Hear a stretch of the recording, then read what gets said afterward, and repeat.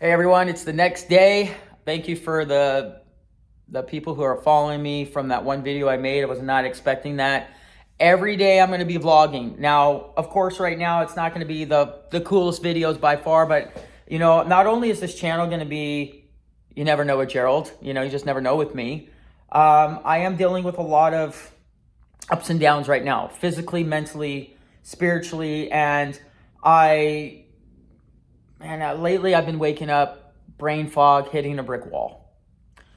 I've been dealing with a lot of fears and uncertainties in my life, and I'm not exactly sure what to do about it. But I know that building this new living quarters is something that I've been wanting to do, and then go out and face my fears, and go out and make stickers for businesses and clients and build. That's the way I'm going to survive. So today I'm waiting for the oil to do the oil change in the transmission flush. We're going to use Royal Purple. I watched so many videos about Royal Purple compared to conventional and other synthetic blends of oil. And there was a video I stumbled on, a guy who owns a reputable shop in Louisiana, and that's all he does is run Royal Purple. And he showed tests of what his vehicle looked like after so many miles when they tore it down using Royal Purple, then using like a regular Mobil 1 synthetic. So, and he says that it really does clean up the engine nice. It makes your transmission much stronger. So, with that being said, I'm going to give it a shot.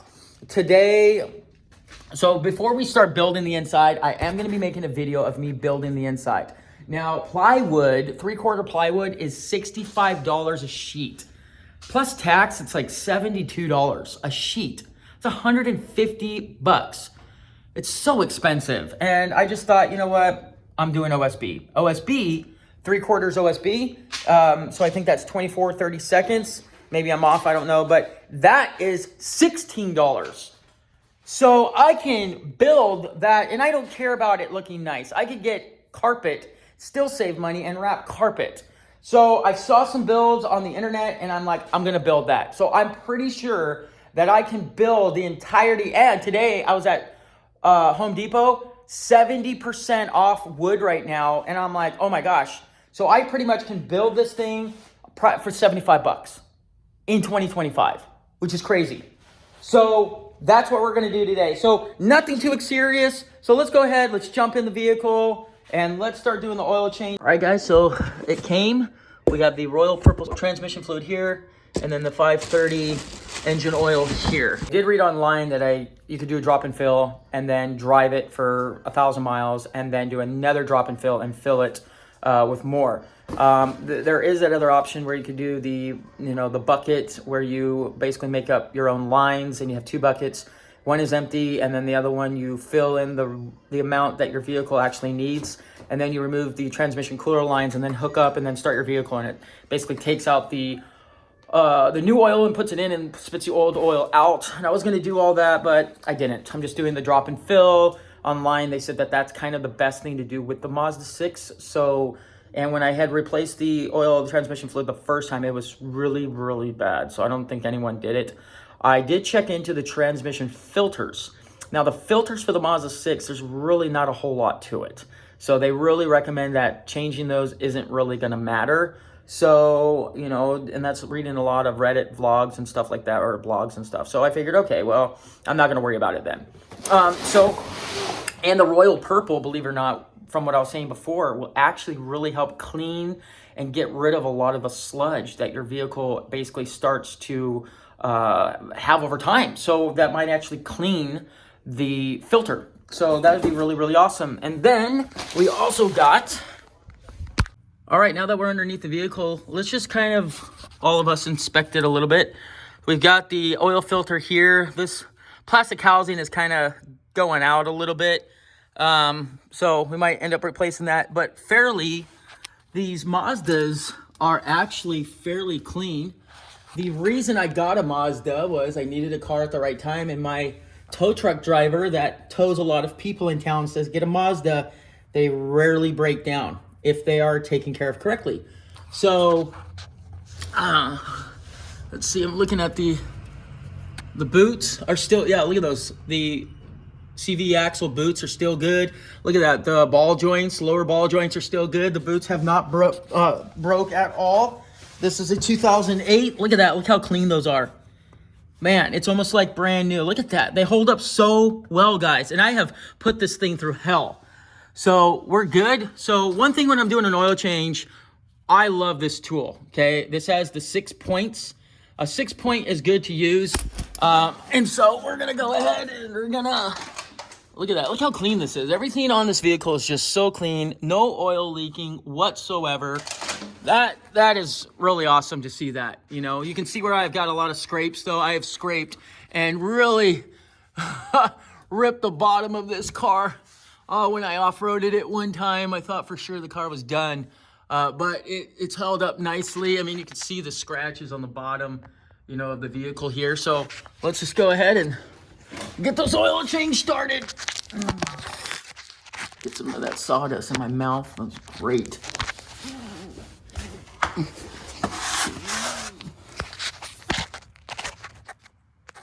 All right.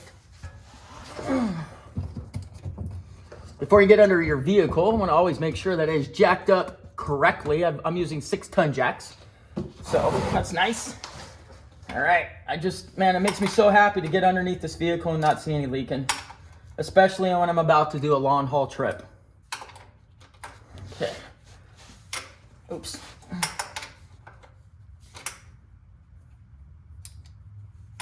That was not good. That was not good. Wrong size. Rounding off the bolt. Okay, there we go. Oh, wow.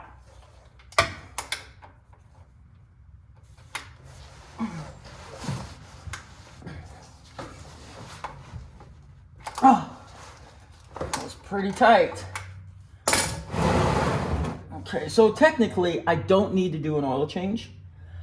They say with Royal Purple, you can go 5 to 15,000 miles, but I've always done oil changes every 5,000, so I don't care what the oil companies say. I'm still going to do it every 5,000 miles. And honestly, it looks pretty dang clean. It looks pretty clean, honestly. That might look black to you, but this is Royal Purple, and actually, that's not bad. That's actually fairly clean. Let me move the camera here.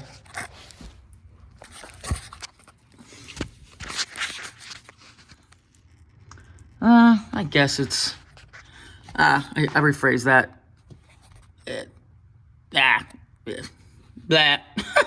All right. As I'm waiting for my buddy, because my oil filter is inside this garage, we're actually doing valve seals in a Kia right now, and we need parts, and so we have to wait. And so we've never done this before, so the parts are going to be here this weekend. But we got a really cool thunderstorm coming in, and I was hoping I could get some of that thunder sounds because it's so beautiful. As you get to know me, I really like thunder. I like the loudness. I love lightning. I actually got some really good lightning footage. Let me show you right here. So what do you guys think? Isn't that wild? My 360 camera just captured that lightning, like ripping through the air. You know, it was really awesome. Oh man, I didn't get it. There was a big lightning that just ripped through the sky. Look how beautiful these white clouds are. Just breathtaking, absolutely beautiful. So here's exactly what I was telling you guys. I do have the Fram. This is rated for 20,000 mile protection, but as you can see, we have this. I don't even know if we're going to be able to put it back together. I don't even know if we remember because all the bolts were all over the place. What do you think? I got it. We got it. We got it. All right. We're professionals. We're professionals. All right, so we got the 530 high synthetic or premium synthetic high performance. We're going to be running 4.5 quarts into the Mazda, and then we'll just take the rest. All right, as I'm pouring the oil, I got a phone call today from one of my best friends. He's actually my best friend. Known him for since we were 10, so 30 years. And he was in the Army, went to war, really dealt with a lot of stuff when he got back, but he's doing really good, remarried, He's got kids. He's got a really good job that he's been at for like forever. So really super proud of him and all the accomplishments. Oh my gosh, I just poured it all over the engine. Goodness gracious, that sucks. Dang it, that's what you get for filming. Oh, I'm almost there. Okay. All right, 4.5 quarts. All right, check it underneath, see if we got any leaking. No leaking. Run it for a minute. So we're doing the transmission flush now. Just basically drain. Yeah, see, it's still dirty. So we're getting rid of the old oil. So when I did the first one, a drop and fill, let's see here. Yeah. So it's good that we're doing this. Putting that royal purple in here is gonna definitely help it out quite a bit. And so we got the old oil because it has to go through the torque converter. And so, you know, doing another drop and fill is going to be really good for this vehicle, especially putting royal purple into it. It's going to help out quite a bit. All right, so we got a funnel. This is the stuff I'm putting in to the vehicle, the Max ATF full synthetic. So we already did the drop of the old fluid. Now we're putting a new fluid in. I'm at about 3.5 quarts right now. And then other than that, I checked the belts good. The fluids are all good, all topped off. Coolant is good. Air filter, probably I could use a new air filter. And then I'll check the cabin filter. Definitely need to clean up my battery cables here, but it fires right up. And looks like a hole was drilled right there at one point in time. So yeah, we'll clean that battery up. And but overall, it sounds really good. And for today, that's all we're gonna do. Tomorrow, because we have the vehicle up in the air, tomorrow we will be welding brackets. Please don't look at that. That's hideous, I know. Probably super unsafe. We're gonna be welding a bracket to the bottom here, welding a bracket up into the hair. The shocks that I'm actually buying can be condensed down to 9.5 inches and they will extend 15 inches. So, and they are trailer shocks and they have really good reviews. So they're about $59 a piece, Monroe's. So we'll get those welded and installed, get the brackets and all that welded and installed. Then we'll drop it down, head over to Home Depot, pick up the wood, and then tomorrow we will start building the inside. And right when I'm done with this, I'll tell you guys how I'm gonna do it. Whenever you're doing a transmission flush, you always want the temperature up to date, and then we're going to go through the gears. By going through the gears, it's allowing transmission fluid to go through. So we'll just keep doing that a couple times. Okay. I'll let those tires go backwards a little bit. Go back into the neutral, drive, manual mode, gear. Perfect. Okay. If you don't do that, then you might not get enough transmission fluid in the vehicle. So you want to make sure you're doing it correctly. All right, guys, so the fluid is at the second tick mark. So we're good to go. We've got the oil change, the transmission flush all done for today. And I'm done working on the car today. Tomorrow will be more in depth. Let me show you real quick what I'm planning on doing in the back of the camper shell area. So a lot of the builds that I'm seeing on the internet are basically campers basically building it out to camp and then that's it. So they have like a little shelf here that they built with storage underneath. And then over here they had their bed with storage underneath. Now for me, because I am going to be traveling across the states, I'm going to need something that is going to be livable. So I'm going to need a place for my clothes. So what I plan on doing is this right here will be all table space, storage underneath to right here. From here, going all the way up to the ceiling will be my mini closet. Maybe I can have multiple shelves. And actually, I don't really care about that window. I was gonna, you know, do something anyway. So what I think I might do is put up pieces of wood here all the way up, boom, across this whole back part, and then get some OSB, run it on this side, you know, and make tiny little shelves. So there'll be shelves all across that right there, which would be really awesome. Then my bed will be here. And then my bed will be here. And then I'll have storage right here underneath.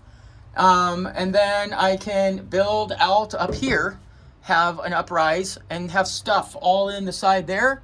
I am going to be building out, you know, some sort of safety mechanism for the windows here. Probably, you know, I haven't decided yet, because I need a place that I can escape in case something happened. You know, if there was a fire and, you know, I needed to get out, I would like to be able to kick one of these windows out and get out ASAP.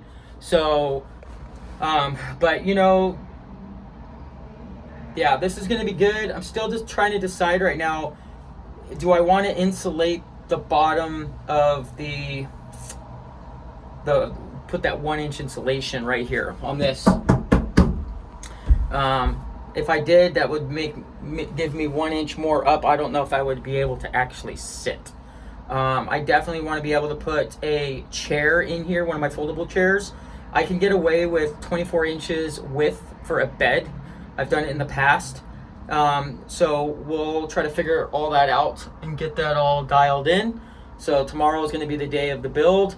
And then once I get the build done, this car hopefully will be complete. I did get some lights today for the license plate as well as the marker lights, so that I don't get pulled over, because I do need a third light. Oh, we need to weld the bumper, so we have to still do that. So I'll probably weld the bumper and install the shocks, which I'll do a video on tomorrow, maybe a time lapse, and we'll get that going. But overall, this is going to be really cool, and I have to figure out how to lock this thing. So I have a couple ideas in mind of what I can do to lock it, from the inside and the outside. So, yeah. So we'll figure it all out once we get the thing built. I think the locks are going to be the last resort, is what I'm thinking. So I have some ideas, but we'll see. So if you guys want to hit that subscribe button and stay tuned, it's gonna be epic when I get out on the road. So it's gonna be great.